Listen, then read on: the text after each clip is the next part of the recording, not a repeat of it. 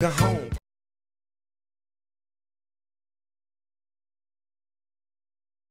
Je nous ai pris une petite bûche au Nutella pour aujourd'hui. J'ai hâte de voir ce qui se cache. Oh là là là là.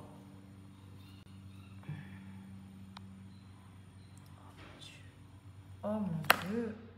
J'en fais tomber ma bûche. Là, je suis la plus heureuse du monde. Là, on est sur un Noël de compétition.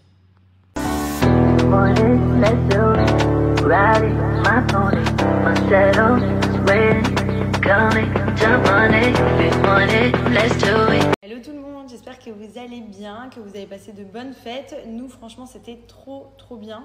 Donc, comme je vous avais expliqué, on a fait Noël avec des amis. Donc, on a fait le soir du réveillon chez eux.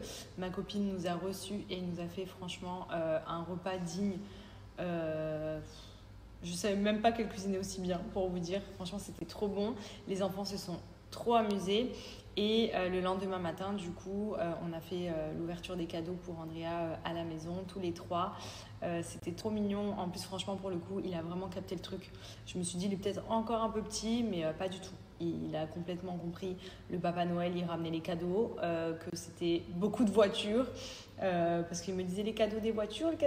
Donc, je pense que dans tous les cas, on avait bien compris que les voitures et lui, c'est vraiment depuis qu'il est tout petit. Il a tout le temps une voiture à la main. Ça en devient même compliqué en ce moment, la vérité, parce que en fait, il fait tout avec ses voitures dans les mains. Et des fois, même quand il monte ou il descend les escaliers, quand il joue, quand il fait de la trottinette, quand il fait du vélo, il ne veut pas lâcher ses voitures. Donc maintenant, ça fait quelques temps que j'ai réussi à lui trouver la solution des poches. Donc à chaque fois, il veut mettre sa voiture dans sa poche pour être sûr qu'il l'a. Mais je vous explique, c'est trop drôle. Il va rouler 2 minutes avec sa trottinette. Il va s'arrêter, il va dire « Maman, attends !» Il va toucher sa poche, il va vérifier s'il y a bien la voiture dans sa poche et hop, il repart. Donc j'essaie de trouver des astuces pour lui faire lâcher un peu les voitures, mais franchement c'est compliqué. Il veut aller à la crèche avec ses voitures, il veut dormir avec ses voitures. Donc à chaque fois je lui dis on pose les voitures sur la table dans la chambre avant d'aller dans le dodo. À la crèche pareil, on la laisse dans la voiture de maman ou alors on en met une dans la poche, comme ça il en a une de secours à la crèche si besoin.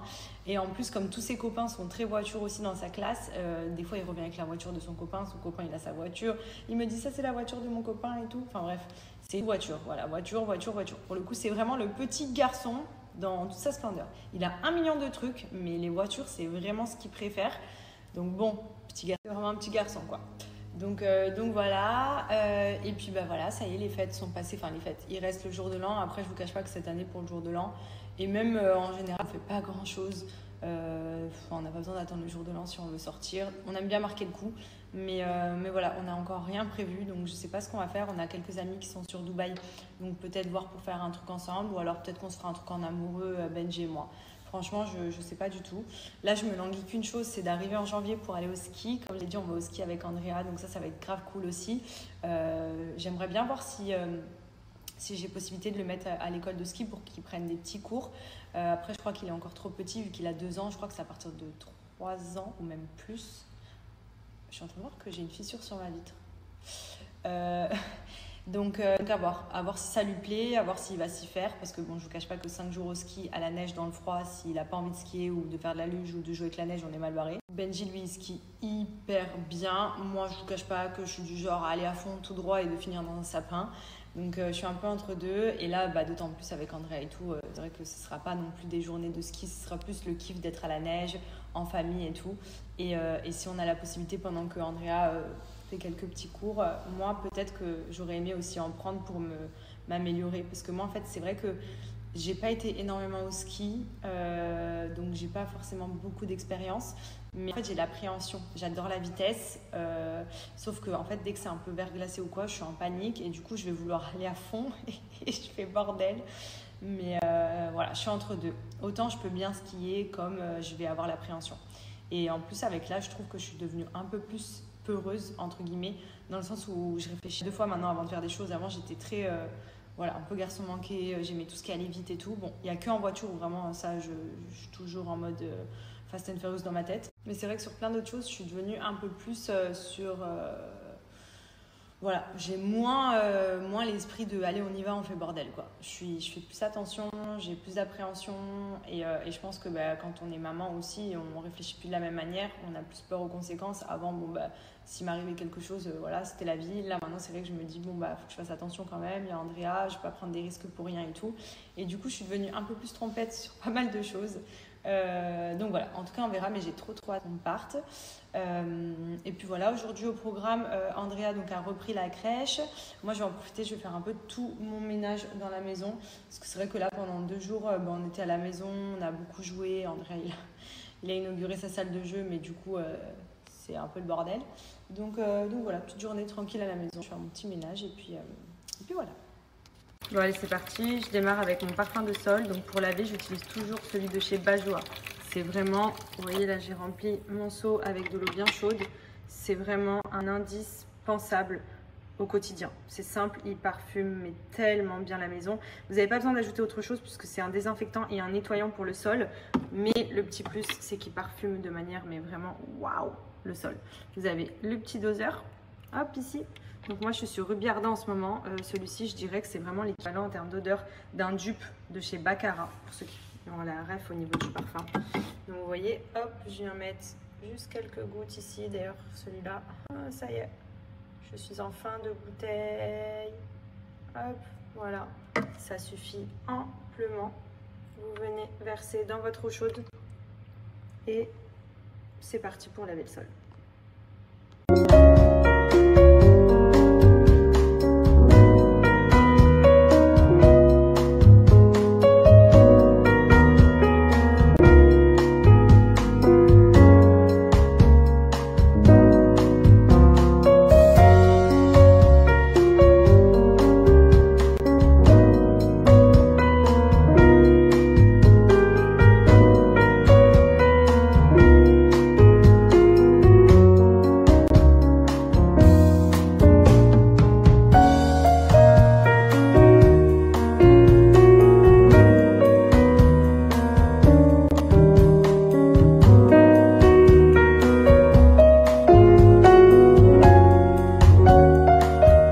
Pour le parfum de sol. Et vous avez aussi les parfums de lessive. Ça c'est le premier produit qu'a sorti la marque.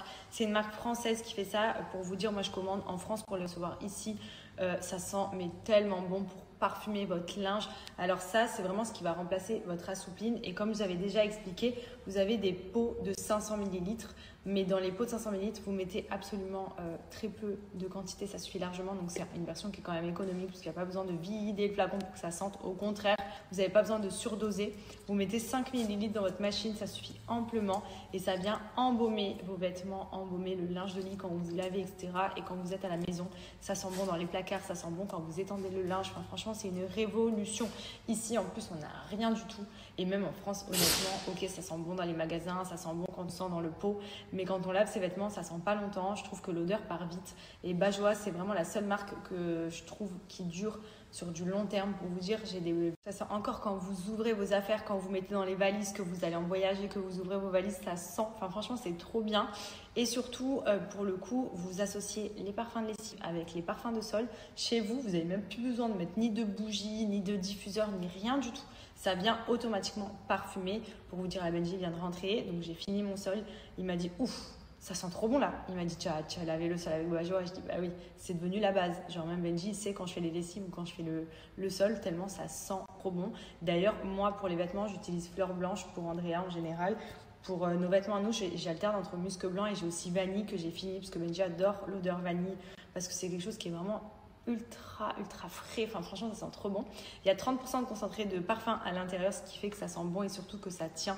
C'est pas juste une odeur qui sent bon comme ça. C'est comme le parfum, c'est important qu'il y ait un bon concentré à l'intérieur pour qu'il tienne le plus longtemps possible. Et Bajoa pour ça au niveau qualité, ce qu'ils mettent à l'intérieur c'est pépite.